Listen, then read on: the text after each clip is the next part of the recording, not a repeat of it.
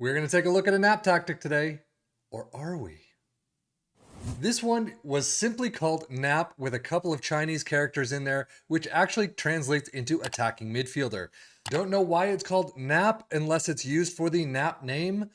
Who knows? There's no description, there's no screenshots, there's no anything on there. So we're going to take a look today at the Knap attacking midfielder tactic. As you can see, you got the attacking midfielder side right there. So we're going to see how it does though for our three teams of Liverpool, Aston Villa, and our championship side of Ipswich Town. So let's just jump into the Premier League and see how they did.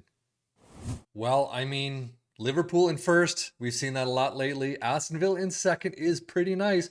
However, if you look closer, 87 points, though, is not a lot. Liverpool average about 85 in all the tests that we've been doing, but 87, and even maybe a little higher recently because they're getting first place in the last couple of weeks a lot. But 87 points is pretty low for that. 130 goals, though, is not. That's pretty nice right there. 93 goals for Aston Villa, seemingly in second place, and 86 points, only 1 point off. Yeah, I mean, it looks like it's worked. Well, Liverpool's domestic cups, you do see them out. Carabao Cup 4th round 0-2 against Manchester City. You're out there. And then you get to the FA Cup final and beat Fulham 1-0. And an absolutely perfect run with what? 1, 2, 3, 4, 5 conceded, and that's it. That's pretty nice. But against Roma, 2-0, you pick up your third trophy of the season. And you do beat Borussia Dortmund, Slavia Prague, and Ajax. That is a pretty good run. Overall, a fantastic run. The only place you really faltered was the 4th round of the Carabao Cup, but it is Manchester City. Winners of the FA Cup, winners of the Europa League, winners of the Premier League, even with only 87 points, still pretty nice. A nice sea of green here, as we usually expect. Goals 40 for Mohamed Salah. Wow, 25 for Nunez. Not bad at all. 21 assists for Robertson and Trent. Yeah, very well done. And his average rating of Mohamed Salah was 7.49. Aston Villa making it all the way to the Carabao Cup final, but losing out 0-2 to Chelsea. However, picking it back up with a 2-0 win over Chelsea in the FA Cup 5th round, getting to the quarters, and then losing out in penalties to Arsenal. They do get all the way to the Europa Conference League final, losing out though 1-0 to Bayer Leverkusen, unfortunately. Overall, though, for Aston Villa, Premier League second place is pretty nice. Now, again, if you did this, say, 10 different times, you could get 10 different results. They could be relegated next time. Who knows? They can get first. But 86 points is very nice for them, definitely above their average. So I would say that it so far, stats-wise, it looks pretty nice. Runners-up in the Conference League, runners-up in the Carabao Cup. You do come up against some tough teams, Bayer Leverkusen and Chelsea. So, I mean, what are you going to do? At Arsenal coming up. In the quarterfinals, you lose out there. I think overall, it's still pretty nice and still one to take a look at. Squad-wise, nothing really out of the ordinary so far. 29 goals for Diaby, 28 for Zaniolo. Very well done there. Assists, 14 for Morgan Rogers. There you go. And Douglas Luiz.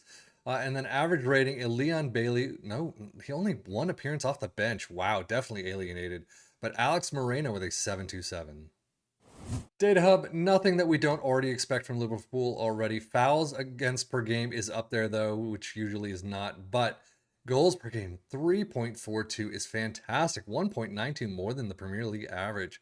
1.03 conceded, 1.05 XG against. Those are kind of above average.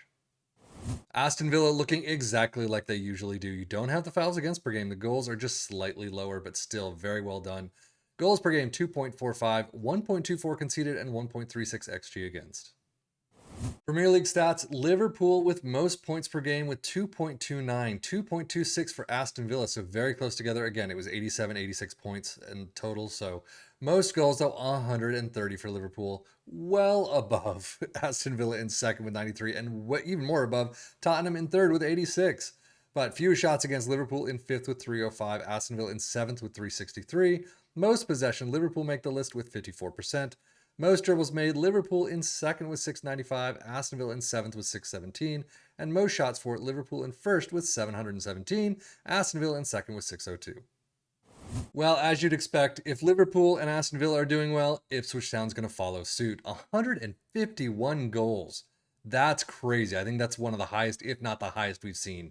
116 points is very well done, well above Southampton in second, easily promoted.